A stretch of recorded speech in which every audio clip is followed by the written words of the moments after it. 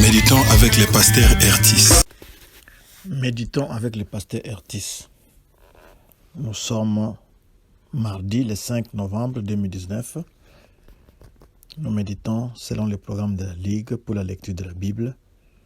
Et le lecteur a prévu Zacharie, chapitre 1er, du 1er au 21e verset. Et si vous méditez avec la Bible en français courant, vous verrez que le premier chapitre n'a que 17 versets. Le reste des versets, c'est-à-dire les versets 18 au verset 21, c'est en fait le chapitre 2 du 1er au 4e verset, si vous êtes en français courant. Pour tous les autres, c'est Zacharie 1 à 21.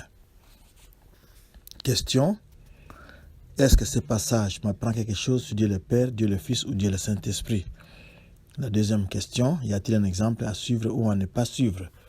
Et chaque jour, quel verset m'interpelle le plus? Nous allons prier.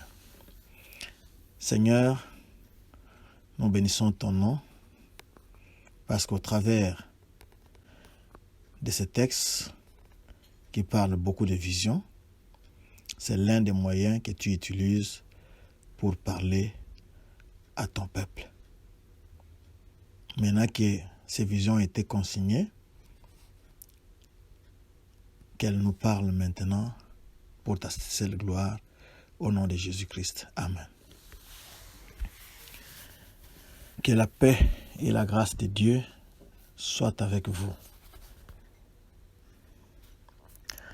Le texte que nous allons lire parle d'abord de la colère de Dieu et la plaie de Dieu, c'est-à-dire la punition de Dieu.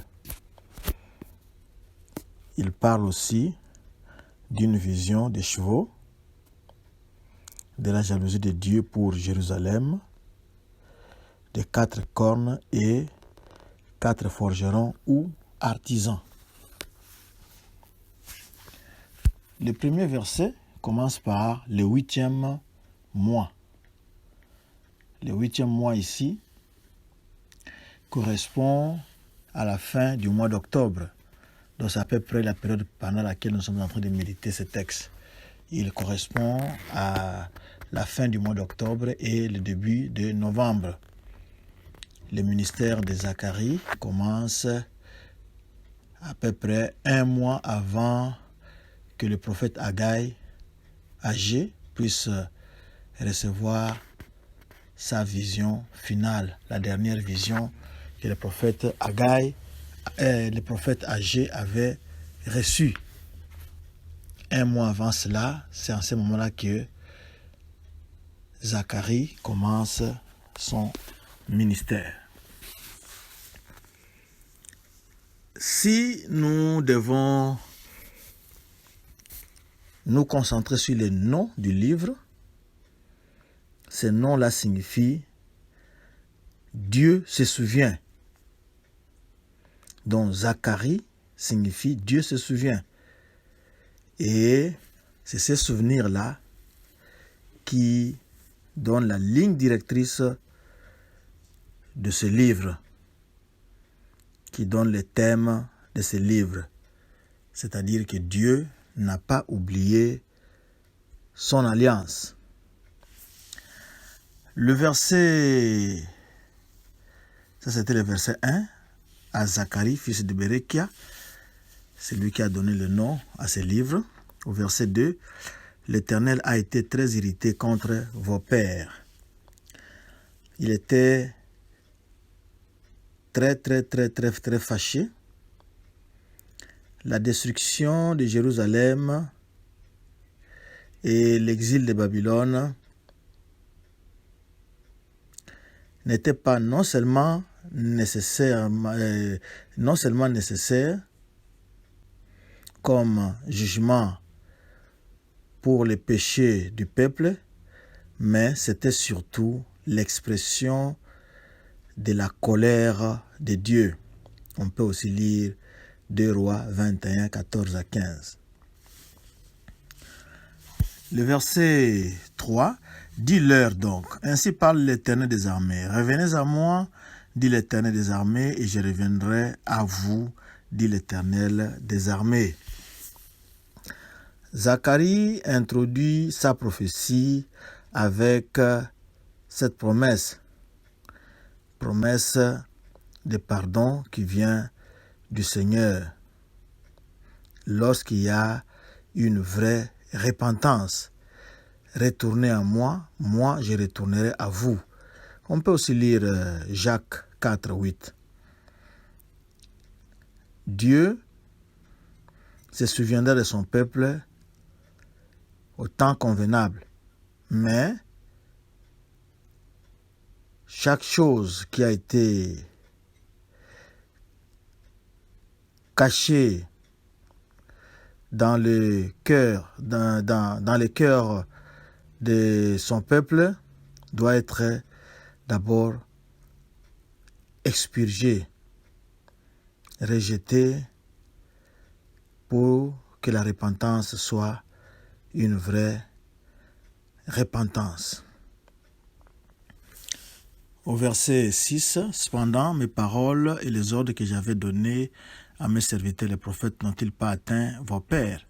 Ils se sont retournés et ils ont dit, l'Éternel des armées nous a traités comme il avait résolu de le faire, selon nos voies et nos actions. » Ici, le peuple est en train de reconnaître que les paroles de l'Éternel, les paroles déclarées par ses serviteurs les prophètes, les avaient réellement atteints. On peut aussi lire Deutéronome 28, 15 et 45,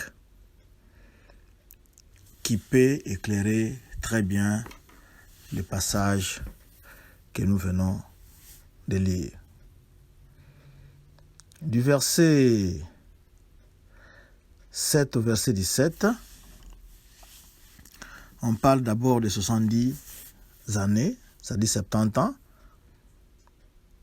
C'était le temps entre la destruction de Jérusalem en 586 avant Jésus-Christ et le temps de la vision de Zacharie en 519 avant Jésus-Christ. Le peuple s'était repenti. Maintenant, Dieu les avait retournés. Le temple, que Dieu appelle ma maison, sera rebâti plutôt, et la nation va de nouveau se réjouir parce qu'elle aura un temps de prospérité. Les nations environnantes ont été des instruments aux mains de Dieu pour discipliner son peuple. C'est comme un parent qui prend un fouet et le fouet n'est qu'un instrument pour discipliner l'enfant rebelle ou l'enfant fautif. Mais malheureusement, ces peuples, ces nations qui entouraient son peuple étaient allés un peu plus loin. Ils avaient forcé un peu la dose. Alors, Dieu se promet de leur retourner la monnaie de leurs pièces, c'est-à-dire qu'il va aussi les frapper parce qu'ils avaient dépassé la dose. Alors, s'il faut se concentrer du verset 8 au verset 11, nous avons des chevaux. Ce sont des messagers de vengeance, comme les anges, qui sont des messagers. Alors, ils sont fréquemment employés par Dieu comme instrument de jugement. On peut lire les psaumes 103, verset 20 et verset 21. Du verset 18 au verset 20, nous voyons Juda, c'est le nom d'une tribu. tandis que Israël est le nom honorable de la nation choisie par Dieu. Jérusalem, c'est là que Dieu demeure. C'est là qu'est situé le temple. Si vous voulez, à cette époque-là, si vous vouliez rencontrer Dieu, c'est là qu'il fallait aller. Et les cornes, dans les Écritures, représentent la force ou la puissance. Ou quelquefois, les cornes représentent la royauté. Les forgerons ou les artisans symbolisent les instruments que Dieu utilise pour le jugement contre ces nations. Peut-être qu'ils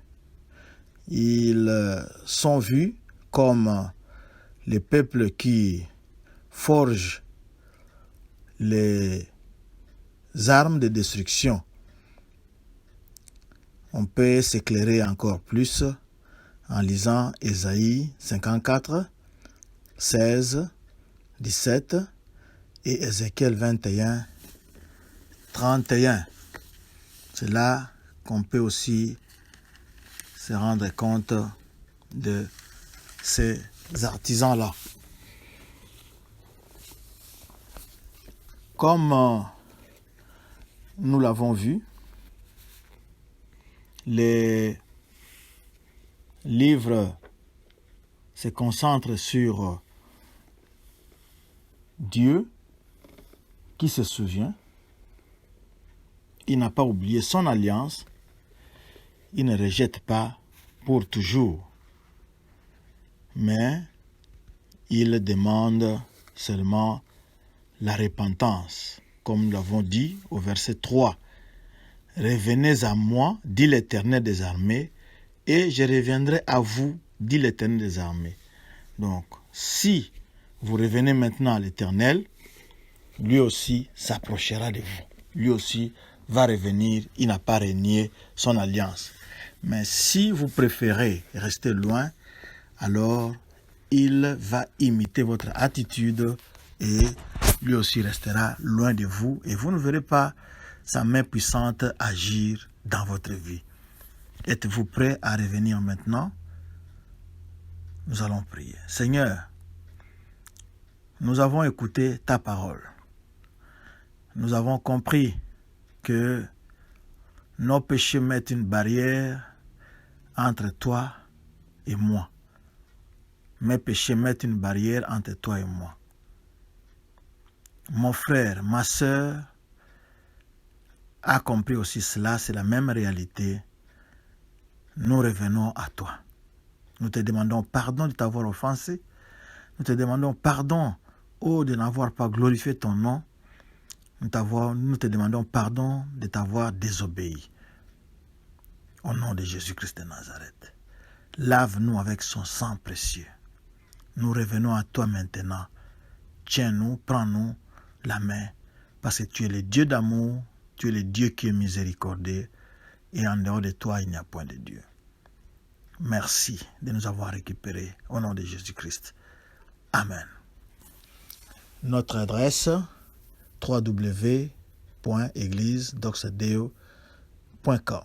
Si vous voulez retrouver la méditation, allez dans les sermons, ensuite cliquez dans le blog.